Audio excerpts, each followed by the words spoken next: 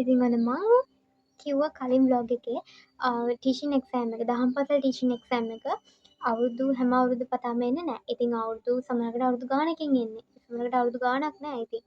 ඉතින් ඒ නිසා අපි ගාම ඇප්ලයි කරලා තියන්න කියලා. ඉතින් ඔන්න මේ අවුරුද්දේ 2026 අවුරුද්දට එක්සෑම් එක ඇවිල්ලා තියෙනවා. ඉතින් ඔන්න කලින් අවුරුදු වල ඔයා ඇප්ලයි කරපු කෙනෙක් නම් ඔයාට පුළුවන් මේ අවුරුද්දේ එක්සෑම් එකට ෆේස් කරන්න. එහෙම ඇප්ලයි කරලා නැත්නම් ඉතින් ඔයාලගේ chance එක අපරාධ මේ අවුරුද්දේ. මොකද මේ අවුරුද්දේ ලිව්වට පස්සේ තව අවුරුදු කීයකින් එයිද කියලා අපි කාටවත් කියන්න බෑ. මොකද ඇප්ලයි කරන මත සහ රජයේ තීරණ මත තමයි ගැසට් එක අනුව එක වෙනස් වෙනවා. ඉතින් ඔන්න මේ අවුරුද්දේ 2026 අවුරුද්දේ ආපු එක්සෑම් එකේ ජූලි 4 වෙනිදා තමයි එක්සෑම් එක තියන්නේ. හරියටම උදේ 9:00 ඉඳන් 12:00 වෙනකම්. ඉතින් සෙන්ටර් එක වෙනස් වෙනවා. මං ඉතුරු විස්තර පස්සේ බ්ලොග් එකේදී කියන්නම්. ඉතින් එහෙම ඇප්ලයි කරපු කෙනෙක්ට නම් දැන් මම ගිය අවුරුදු 2කට කලින් ඇප්ලයි කරලා තිබුණේ. එතකොට මට ඕන මේ අවුරුද්දේ 2026 අවුරුද්දේ හැකියාව තියෙනවා ටීචින් එක්සෑම් එකට ෆේස් කරන්න.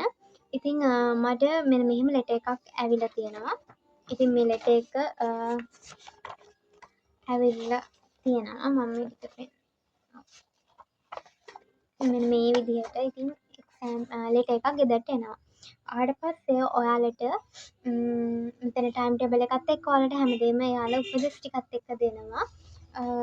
ඔයාලගේ IDT numbers ඊට පස්සේ ඔයාලගේ එක්සෑම් numbers ඒව ඔක්කොම ඔයාලට දෙනවා. ඔයාලගේ ID number එකේ හරි එහෙම නැත්නම් ඔයාලගේ නමේ හරි වැරද්දක් තියෙනවා නම් ඔයාලා එතන නිවැරදි කරගන්න ඕනේ. එතන ඉන්න නිරීක්ෂක කෙනෙක්ට ඒක දන්වලා ඔයාලා අත්සන් කරන්නලා ඒක නිවැරදි කරගන්න ඕනේ. නැත්නම් ඔයාලගේ එක්සෑම් රිසල්ට් එකෙද්දී ඒක ඒ විදිහට තමයි එතන ඉෂුව එක පෙන්නනවා. ඉතින් සමහරකට රිසල්ට් එක ඔයගොල්ලන්ට දෙන්නේ නැති වෙන්න පුළුවන්. ඉතින් ඔය විදිහට තමයි එක්සෑම් එක ඔයාලට ඩීටේල්ස් ඔක්කොම එනවා. මෙන්න මේ පැත්ත තමයි ඔයාලට ඔයාලගේ ID numbers ඊට පස්සේ මෙන්න මේ විදිහට එන්නේ. මොනවාද එක්සෑම් numbers එක්ක එනවා. ඔයාලා මෙන්න මෙතනින් මෙන්න මේක වෙන් කරන්න ඕන. මේ ටික ඉවත් කරගන්න ඕන ඔයාලා. ඉවත් කරලා එතන කපාගෙන තමයි ඔයාලා එතනින් යන්න ඕන. ඊට පස්සේ ඔයාලට මෙන්න මේ පැත්ත දෙනවා. මෙන්න මේ පැත්තේ ඔයාලගේ ඩීටේල්ස් ටික ඔයාලා දාන්න ඕන. ඒ කියන්නේ ඔයාලගේ නම, ඔයාලගේ ID number, ඊට ඔයාලගේ sign එක, ඔයාලගේ දහම් පාසල ඔය විදිහට ඔයාලා ඩීටේල්ස් ඔයාලා එන්ටර් කරලා ඊට පස්සේ ඔයාලගේ නියෝජ්‍ය ප්‍රධානාචාර්ය කෙනෙක් ඉන්න ඕන. එහෙම නැත්නම් උප ප්‍රධානාචාර්ය කෙනෙක් හරි සහ එහෙම නැත්නම් දුර බැහැරක හරි උන්වහන්සේ වැඩම කරලා හරි එහෙම මොකක් හරි ප්‍රශ්නයක් නම් ඔයාලට විහාරස්ථානාධිපතිගෙන් උනත් මෙතනදී ගන්න පුළුවන්. ඔයාලා ඒ සයින් එක අරගෙන ඊට පස්සේ ඒ නම ඒ කොටසක් තියෙනවා ප්‍රධානාචාර්ය වහන්සේට ෆිල් කරන්න ඕන. ඒ ටික ෆිල් කරලා ඊට පස්සේ සීල් එකක් ගහන්න ඕන. ඉතින් ඔය විදිහට ටිකක් තියෙන ඊළඟට මෙන්න මෙතන කොටසක් තියෙනවා. ඒ ටික එයාලා එහෙදි ෆිල් කරන්න එයාලට තියෙන කොටසක්. ඒ නිසා මෙන්න මේ ටික කිසිම හේතුවකට ඔයාලා ෆිල් කරන්න යන්න එපා මෙන්න මෙතනින් එහාට. ඉතින් ඔය විදිහට තමයි ඔයාලා එක්සෑම් එකට යනකොට මේක අරන් යන්න ඕනේ. ඒ වගේම හොඳට එක්සෑම් එක ලියන්න හම්බෙන්න කියලා ඔයාලා හැම කෙනෙක්ටම විශ් කරනවා.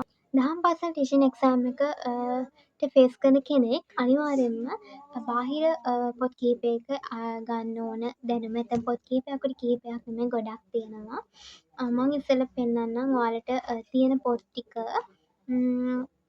ඔයාලා 1 වසරට ඉඳන් 10 වසරට යනකම් ඔයාලා පොත් ගැන පොඩි අයිඩියා එකක් තියෙන්න ඕන. අයිඩියා එකක් කියන්නේ ඔයාලා දැනගෙන ඉන්න ඕන. මම පොත් ටික ටිකක් පෙන්නන්නම්. මේ තියෙන දහම් පාසල් 1 පොත, වසර 2 3 4 5 6 7 ඇතර මට අටේ පොත නම් නෑ. අටේ පොත මං ගාව නෑ. මේ තියෙන්නේ 9 පොත. මේ තියෙන්නේ 10 පොත. ඔය පොත් ටික ගැන ඔයාලා කොහොමවත් නෝමල් හෝ ඔයාලා පොඩි අප්ඩේට් එකක් තියෙනවා. පොඩ්ඩක් ඔයාලා දැනගෙන ඉන්න ඕනේ. ඊට අමතරව ඔයාලට තියෙනවා ගුරුවත් පොත්. ඒ ගැන පොඩ්ඩක් ඉගෙන ගන්න ඕනේ සහ කළමනාකරන පොත ගැන පොඩ්ඩක් ඉගෙන ගන්න ඕන. ඔය ටිකත් ඔයාලා පොඩ්ඩක් ඒ බාහිර දැනුම ගන්න ඕනේ. ඒ වගේම මම ගුරු පොත් වලින් මං ගාව තියෙන ටික මම පෙන්නන්නම්. මං ගාව ඔක්කොම ටික නෑ. මං ගාව තියෙනවා එක වසරේ ගුරු මාර්ගෝපදේශය. ඇත්තටම මේකේ ඊට පස්සේ මේ දෙක වසරේක මේ තුන මේ පහ හතර වසරක නැහැ. මේ තියෙන 6. ඊට එහා පොත් ටික නම් මං ගාව නෑ.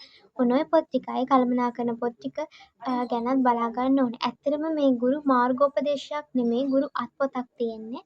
ඉතින් ඒ පොත්වල ලොකු රුකුලක් වෙනවා. ස්පෙෂලි ඔයාලා ඒ පොත් ටික බලා ගන්නත් ඕන.